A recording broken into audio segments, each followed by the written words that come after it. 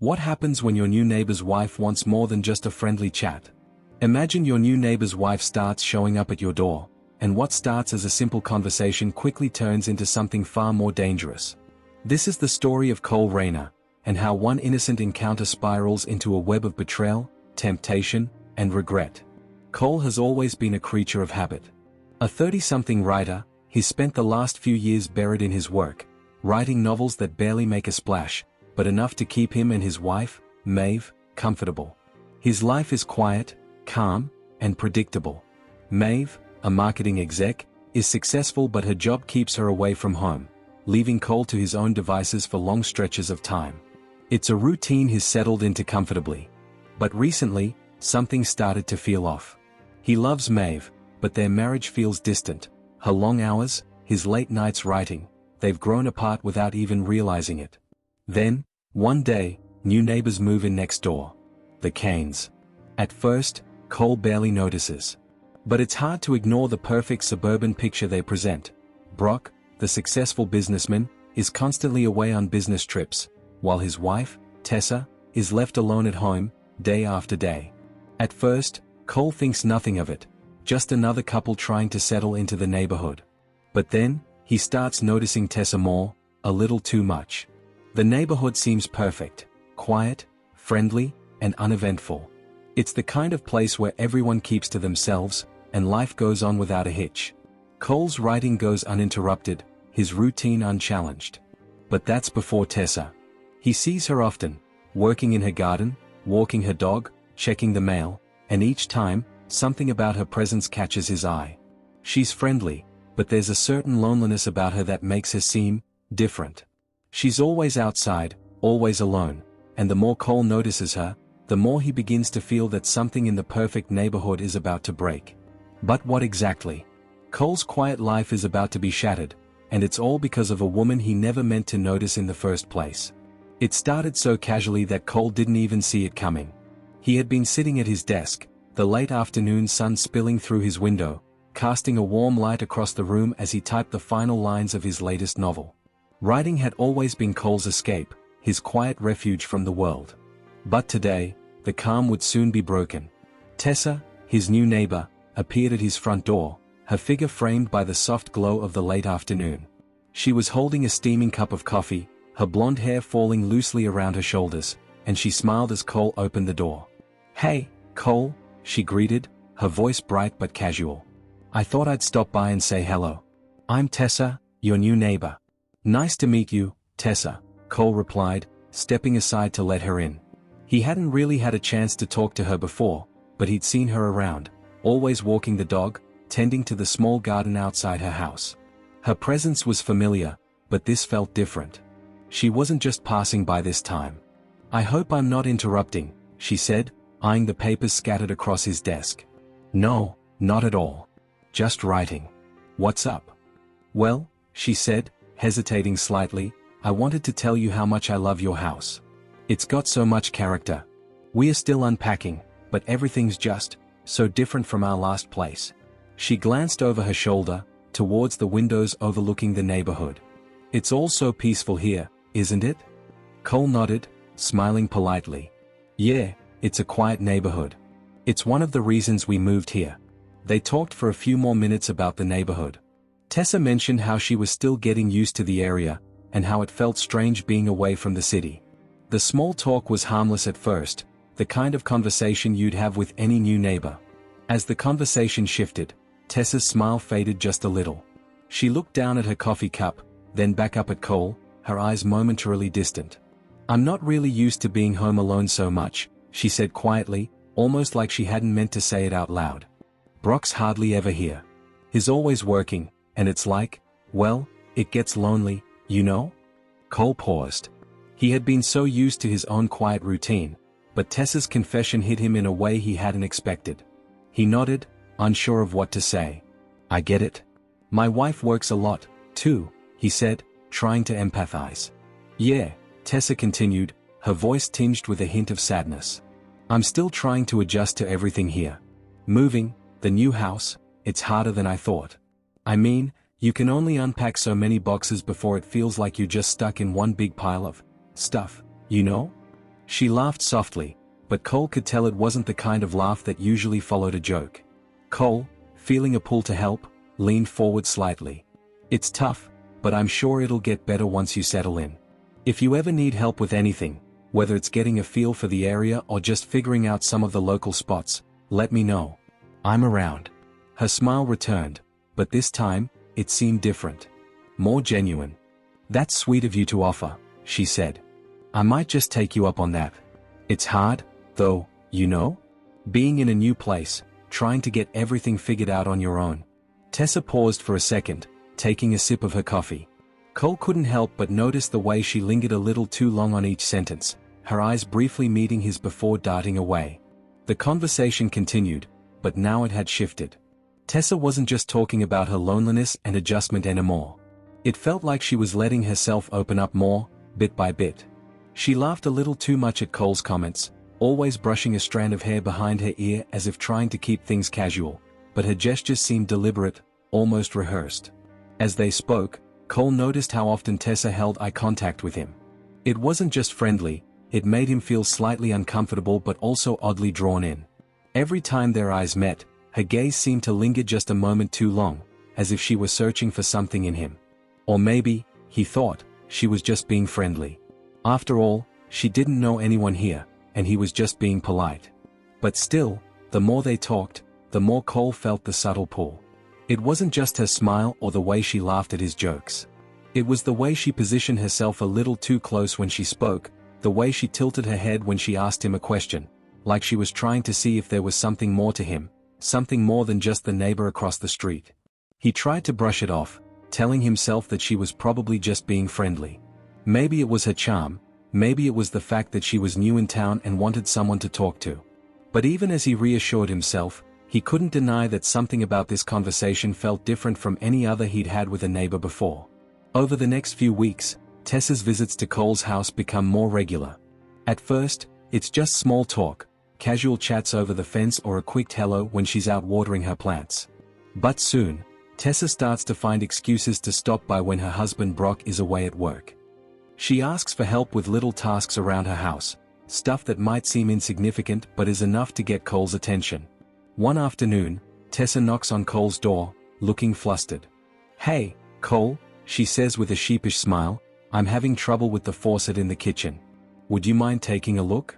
It's a simple request, and Cole, being the helpful neighbor, agrees.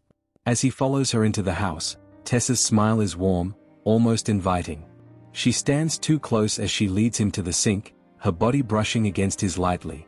The moment feels strangely intimate, and Cole can't shake the feeling that she's making a point to be near him. Another time, Tessa shows up with boxes from a recent move that she needs help organizing. She's alone again, and while Cole is lifting and sorting things, Tessa chats with him about the neighborhood, about how much she misses the city, and how hard it is to adjust to such a quiet life. She asks about his writing, genuinely interested in his work. Her attention makes him feel noticed, something he hasn't felt in a long time.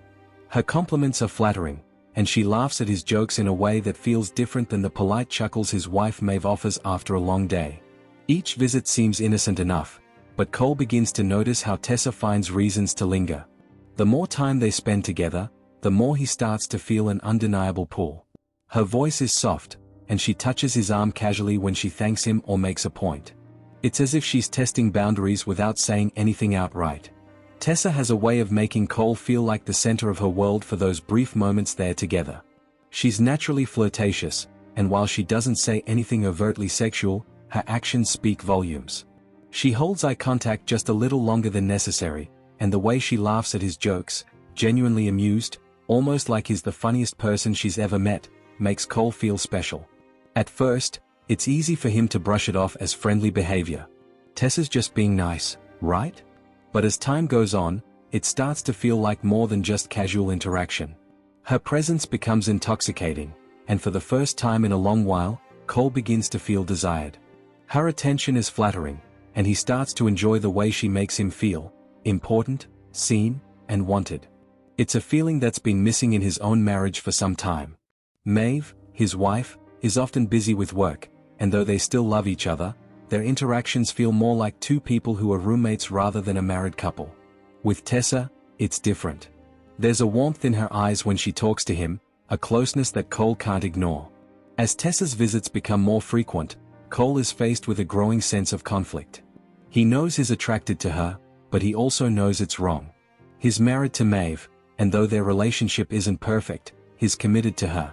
The idea of cheating, of betraying the woman he promised to love and cherish, weighs heavily on him.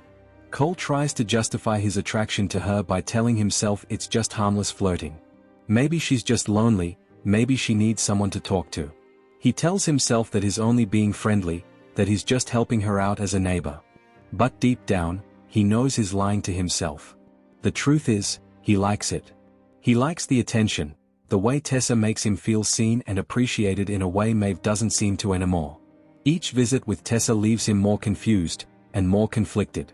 He knows he's walking a dangerous line, but he can't seem to stop. It was a quiet evening in Cole's home. The kind of peaceful night he'd grown used to when Maeve was away for business. He had settled into his usual routine, writing at his desk, the soft hum of the house around him. But his tranquility was shattered by a knock on the door. Cole wasn't expecting anyone, so when he opened it, he was surprised to see Tessa standing there on the porch. "Hey, Cole," she said, her face a mix of frustration and embarrassment. "I've locked myself out, and Brock's not home. Can you help me get back inside?" Cole hesitated. It wasn't like him to get involved in his neighbor's personal issues, especially when it wasn't his responsibility. But he saw the helplessness in her eyes, something that tugged at him.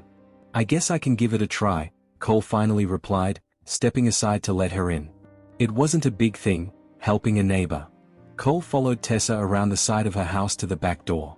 As they walked together, Tessa glanced at him over her shoulder. Her smile was casual, but her eyes held a kind of intensity that made Cole uncomfortable, and strangely drawn to her at the same time.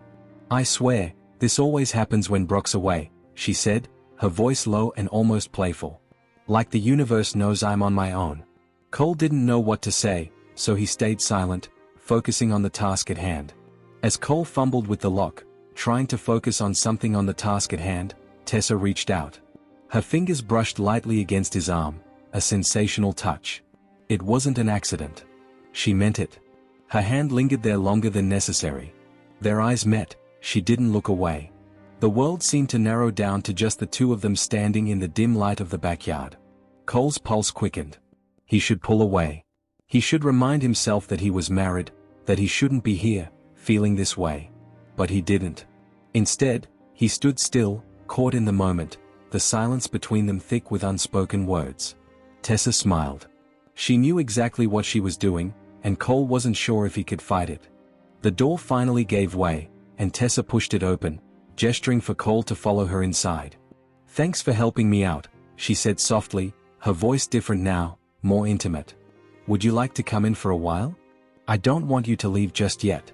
Without waiting for his answer, she led him into the house.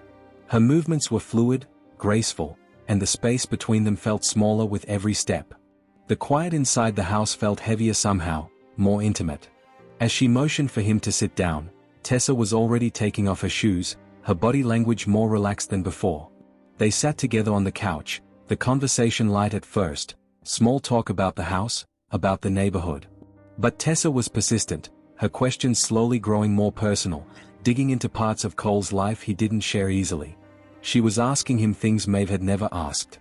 About his dreams, his fears, the things he hadn't thought about in years. And then, without warning, Tessa leaned in. She was so close now, that Cole could feel the heat from her body.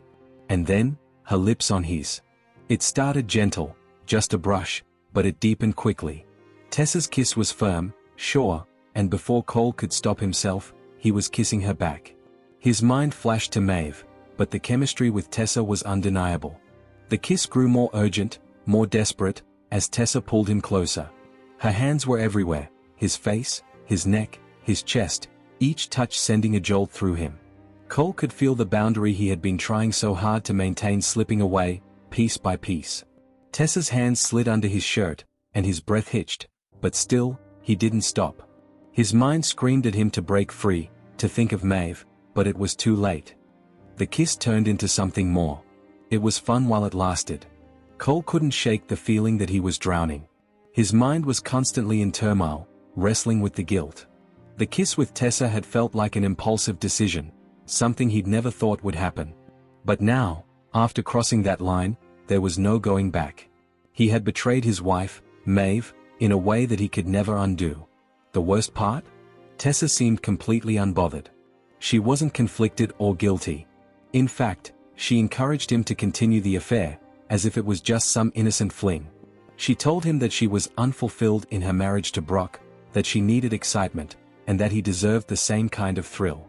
Tessa made it seem like the affair was a kind of escape for both of them, a temporary relief from their mundane lives. She constantly reassured Cole that it didn't have to be anything serious. It was just about feeling alive, about breaking the routine. But with each passing day, the guilt inside Cole grew heavier.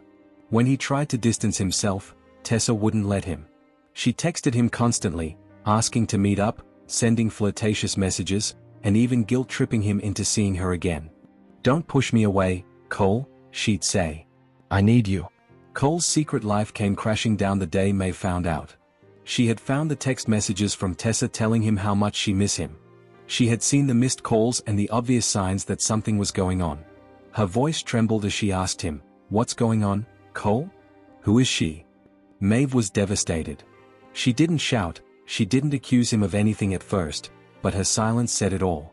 The trust they'd built over the years was shattered, and Cole knew he had no way of repairing it. She accused him of betraying her trust, of throwing their marriage away for something fleeting, something reckless. The reality of what he had done hit him harder than any argument could have. That night, Cole sat alone in their living room. He could still feel Maeve's hurtful words ringing in his ears. But more than that, he could feel the emptiness that had overtaken him. What had he gained from the affair? What had he hoped to find with Tessa? Cole had sought excitement and passion in Tessa's arms, but what had it given him? A hollow, empty feeling that gnawed at his insides.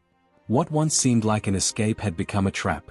He was no longer in control of his life. The lies, the secrecy, the guilt, it was all consuming him. Sometimes, the temptations we think we can control end up controlling us instead. What started as a simple flirtation, a momentary distraction, had spiraled into something far worse than he could have imagined. The excitement he sought had been nothing more than an illusion, a temporary high that faded the moment reality set in. The truth was, he had lost everything: his wife, his integrity, and the life he once knew. Tessa had been just a catalyst, a fleeting spark in a long-running fire. But it was Cole who had let the flame consume him. He wasn't the man he had been before, the dependable, predictable husband. Now, he was someone unrecognizable. The cost of his choices.